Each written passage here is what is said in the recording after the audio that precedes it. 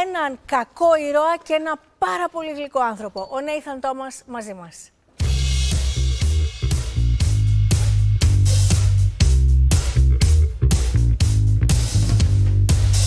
Sweet dreams are made of this. Who am I to disagree? I travel the world and the seven seas. Everybody's looking for something. Some of them want to use you. Some of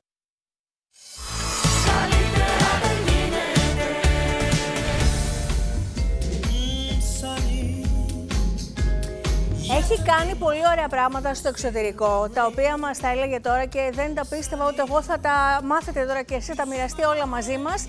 Έχουμε καιρό να τον δούμε, τον πεθυμίσαμε και τον πεθυμίσατε. Με πολύ χαρά υποδεχόμαστε τον Νέιθαν Τόμας στο καλύτερα δεν γίνεται. Γελαστός και γλυκός, που είναι το κανονικό σου. Καλώς ήρθες, Νέιθαν. Καλώς ήρθες. Καλώς ήρθες. Νέιθαν Ναθαναήλ δηλαδή. Όχι, το Νέιθαν είναι από την αγγλική μεριά της οικογένειας. Βαφτισμένος Αθανάσιος. Αθανάσιος! Αλλά για κάποιο λόγο στην αγγλική οικογένεια δεν ξέρω, φαίνονταν λίγο δύσκολο. Το έχουν στην Αγγλία να δίνουν ονόματα παππούδων στα παιδιά ή απλά ότι εμπνέονται? Όχι, το έχουν. Αλλά δίνουν και δύο ονόματα συνήθως. Νέιθαν Αθανάσιος. Οπότε εγώ είχα βαφτίσει Αθανάσιος Χριστόφορος.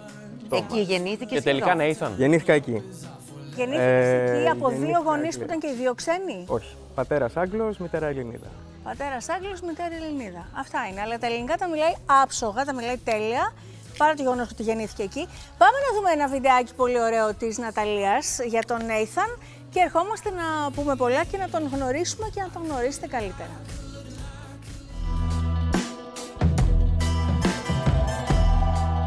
Με άβρα εξωτερικού και με τη δυναμική ενός ανθρώπου που αγαπά την τέχνη αλλά και την πνευματική αναζήτηση, ο Νέιθαν Τόμας αποτελεί ένα από τα πρόσωπα που έκαναν αισθητή την παρουσία τους τη φετινή τηλεοπτική χρονιά. Τι είχε μέσα ο καφές? Έβαλα, ας πούμε, μια προειδοποίηση. Για να μάθεις να σέβεσαι την ιδιοκτησία. Ο ρόλος του Αλέξανδρου Βενιέρη στη σειρά Μετά τη φωτιά γρήγορα τον αποτύπωσε στα μάτια του κοινού, ενώ αποτέλεσε και τη δεύτερη συνεργασία του με τον σκηνοθέτη Γρηγόρη Καραντινάκη μετά την ταινία Σμύρνη μου αγαπημένη. Την άλλη Κυριακή δίνουμε ένα χορό. Για την νεολαία. Στο κτήμα μας, στο Μπουινόβα, και ήθελα να καλέσω την κόρησα. Μάλιστα, αυτή η συνεργασία στη σειρά συνέπεσε και με την επιστροφή του από την Ταϊλάνδη, όπου είχε αποφασίσει να ζήσει για ένα διάστημα με τη σύζυγό του. Νωρίτερα, και συγκεκριμένα από το 2008, ζούσε στο Λονδίνο, ενώ πέρασε και 3 χρόνια στην Αμερική, όπου έκανε μαθήματα υποκριτικής και συμμετείχε σε παραγωγές. Παράλληλα, σπούδασε και θεολογία και εργάστηκε ως δάσκαλος Αγγλικών. Προσεχώς θα συμμετάσχει στη νέα ταινία του Γιάννη Σμαραγδί για τη ζωή του Ιωάννη Καποδίστρια. Έχοντας πια στη ζωή του και το πρώτο του παιδί, να ευχηθούμε Νέιθαν κάθε καλό και να βγαίνεις πάντα αλόβητος από τις φωτιές. Ευχαριστώ, παιδιά. Να βγαίνεις πάντα αλόβητος από τις φωτιές. Αυτό είναι μια πολύ καλή, ωραίο κλείσιμο του βίντεο και ωραία ευχή. 2 παρατηρήσεις έχω. Τι όμορφη που είναι η γυναίκα σου. Πόσο όμορφη είναι η γυναίκα σου. Ελπίζω να μας βλέπει. Από πού είναι, Νέιθαν? Γεννήθηκε Αφρική, Κονγκό, αλλά είναι και μισή Ελληνίδα. Εξού και το όνομα. Ελεάνα, αν δεν κάνω λάθος. Ελεάνα, ναι. Ο πατέρας της Οπότε είναι συνδυάζετε πολλές κουλτούρες εσείς. Ναι, είμαστε λίγο international. Είστε πολιτισμικό ζευγάρι. Έχεις συνεργαστεί με τον Ethan Hawke? Ναι, είχαμε συνεργαστεί στο Before Midnight. Εκεί ήμουνα βέβαια πίσω από τις κάμερες, γιατί ψάχνανε κάποιον να διαβάζει τα λόγια κυρίως μαζί του και με τη Ζούλη Ντελπί, γιατί είχαν κάτι μονοπλάνα με κάτι σκηνές 5-6 σελίδες, οπότε θέλανε αρκετή βοήθεια σε αυτό. Και ναι, τα γυρίσματα είχαν γίνει εδώ βέβαια, κοντά στο Κώστα Ναβαρίνο μεριά, και ναι, ήταν πολύ ωραία, πολύ ωραία. Και το ρωτάει και λέει, πώς είναι αυτό, συμπαθητικό. Πολύ ωραίος, πολύ καλός άνθρωπος. Εσύ τι έκανες τότε, δηλαδή με τι ασχολιώσου γενικά, έκανες και σπουδές, σε τι φάση ήσουν δηλαδή? Σε εκείνη τη φάση είχα τελειώσει μία ταινία που λεγόταν Ο Προφήτης, που έπαιζα με τον Γιώργο τον Χρανιώτη. Και ήταν και η περίοδος της κρίσης τότε, εδώ, οπότε ήταν λίγο δύσκολα τα πράγματα στο πολιτισμικό τομέα. Ναι. Και γενικά έψαχνα δουλειά και έσκασε απλά τηλέφωνο, αν γνωρίζω καλά αγγλικά, να βοηθήσω κάποιους ηθοποιούς με τα λόγια. Εγώ πίστευα ότι ήταν Έλληνες ηθοποιοί. Δεν είχα ιδέα με ποιου. Και σου λένε όχι, είναι ο κύριος Ethan Hawke, δεν είναι. Απλά φτάνω εκεί, ναι, και περιμένω εκεί στην αίθουσα και μπαίνει ο Ethan Hawke. Ο Nathan, ο Ethan. Ναι, Ο Nathan, Χάρηκα. χαίρομαι πολύ. Να σε ρωτήσω κάτι, πώς προέκυψε και σπούδασες θεολογία, εννοώ, προέκυψε από ένα οικογενειακό περιβάλλον που ήταν πολύ πιστό στη θρησκεία? Κοίταξε, η μητέρα μου είναι πιστή και η γιαγιά μου και ο παππούς μου, αλλά γενικά ήταν μια προσωπική αναζήτηση. Κυρίως είχαν φτάσει, ήταν εκεί στην περίοδο της κρίσης. Εκεί είναι που έφυγα για εξωτερικό. Και απλά με είχε πιάσει μια κρίση και υπαρξιακή και γενικά τι θα κάνω στη ζωή μου. Εντάξει, είχα σπουδάσει την υποκριτική και είχα πολλά βαθιά ερωτήματα. Γιατί είμαστε εδώ, τι συμβαίνει. Για το Θεό, για τον άνθρωπο. Για τον άνθρωπο γενικά, ρε παιδί. Σου απαντήθηκαν αυτά μέσα από την Μου απαντήθηκαν, αυτή? Ναι. Εντάξει, έκανα και μια προσωπική έρευνα, πόσο διέρχησε, 3 χρόνια γενικά. Τα έβαλα σε μια ζυγαριά μετά, γιατί εντάξει. Πιστεύεις ότι είναι ανάγκη του ανθρώπου να πιστεύει σε κάτι?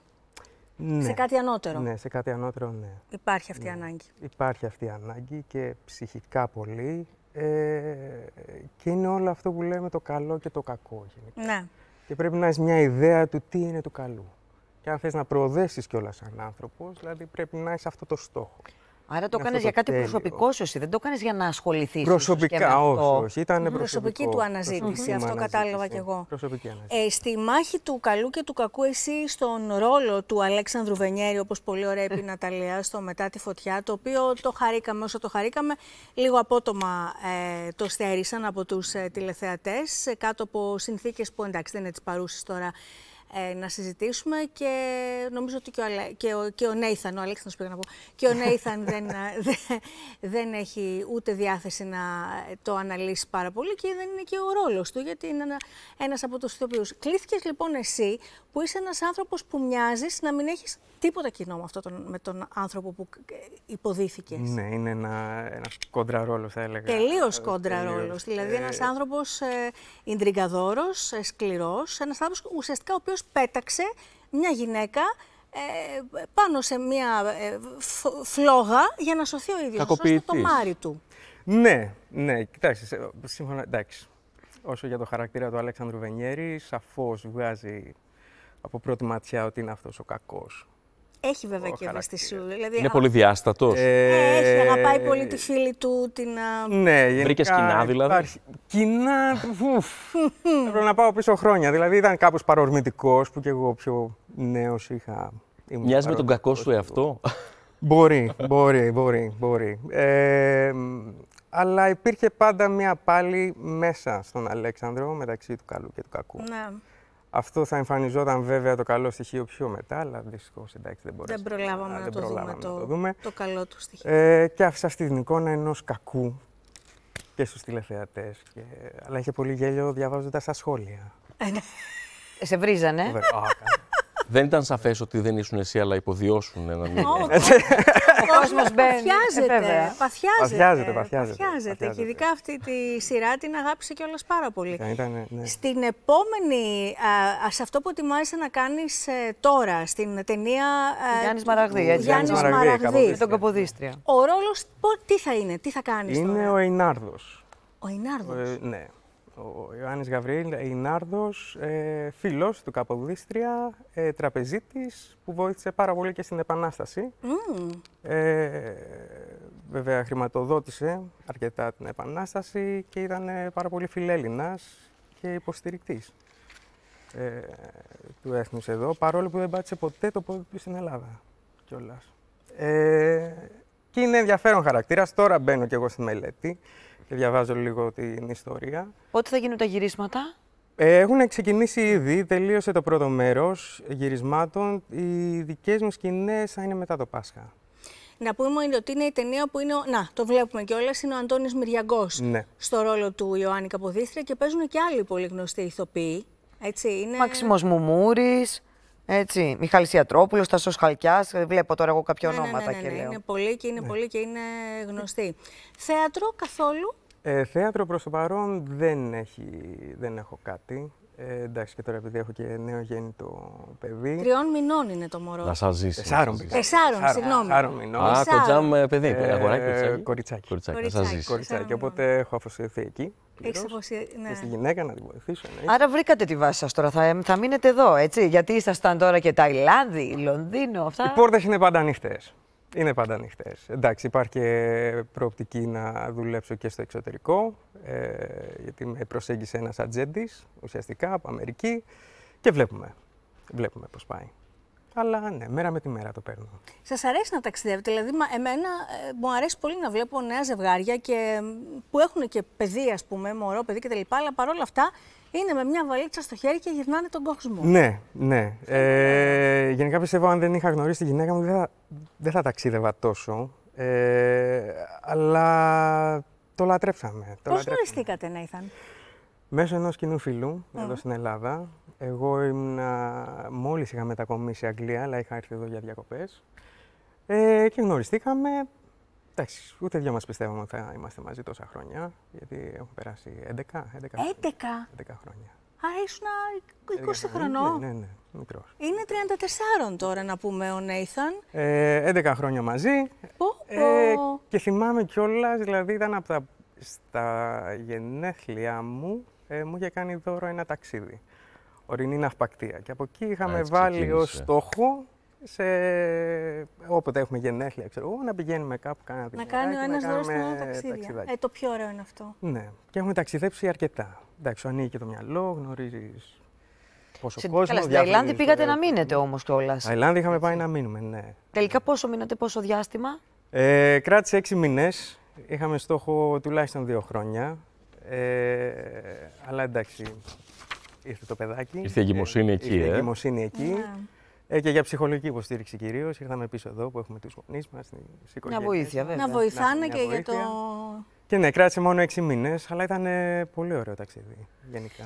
Εμείς θα ευχηθούμε να κάνετε πάρα πολλά ταξίδια μαζί και να δείτε την κόρη σας να μεγαλώνει, να είναι ευτυχισμένη, να γίνει μια γυναίκα δυνατή, γερή, ανεξάρτητη και έτσι να... Είναι από τώρα, φαίνεται, έτσι. Λοιπόν, έχουμε 2 δώρα για σένα. Λοιπόν, το δώρο το πρώτο είναι... Έρχεται, να. Περίμενε, το μικρό θέλω πρώτα. Ευχαριστώ. Μ' αρέσει που κάθε φορά ψαχουλεύω χωρίς να... Ναι. Λοιπόν, επειδή έρχεσαι πρώτη φορά στο σπιτικό μας, έχουμε για σένα... πλέον θα πίνεις τον καφέ σου σε αυτό το μαγκ. Έχουμε την κούπα του «Καλύτερα δεν γίνεται». Ναι, την είδα και εδώ και ναι. Τώρα αυτή έχει το όνομά σου. Και το όνομά σου είναι. Θα πίνεις πλέον την κούπα, αλλά έχουμε και ένα ακόμα δώρο. Επειδή γνωρίζουμε ότι ο αγαπημένος σου ηθοποιός είναι ο Άντονι Χόπκινς. Ναι, ο Σερ Άντονι Χόπκινς. Έτσι. Άλλη σκοπής ηθοποιός, λέει ο Νέιθαν για τον Άντονι Χόπκινς. Έχουμε λοιπόν αυτό εδώ για το σπίτι σου. Είναι τα 1000 πρόσωπα του Άντονι Χόπκινς. Ναι, τα 1000 πρόσωπα του Άντονι Χόπκινς. Είναι φωτογραφίες από όλους τους ρόλους που έχει υποδηθεί στην καριέρα του. Τι να σου πω, με τεράστιο ευχαριστώ. Δεν το περίμενα καθόλου αυτό. Ναι. Είναι για το σπίτι σου. Νομίζω θα πάρει μια ωραία θέση κάπου στο χώρο σου και θα το θυμάσαι ότι είναι με πολύ αγάπη ένα δώρο από εμάς για σένα. Σας ευχαριστώ πάρα πολύ. Εμείς ευχαριστούμε πάρα πολύ. Τα φιλιά μας στις 2 γυναίκες τη ζωή σου που σε περιμένουν στο σπίτι. Εννοείται. Και κάθε επιτυχία σε ό,τι κάνεις από εδώ και πέρα. Ευχαριστώ. Διαφημίσεις, επιστρέφουμε και μην ξεχνάτε ότι έχουμε ζωντανή σύνδεση με την Υπουργό Πολιτισμού, την κυρία Λίνα Μενδώνη, να μιλήσουμε για το νομοσχέδιο που τίθεται προς ψήφιση για την ελληνική μουσική σε ραδιόφωνα, ξενοδοχεία και όχι μόνο.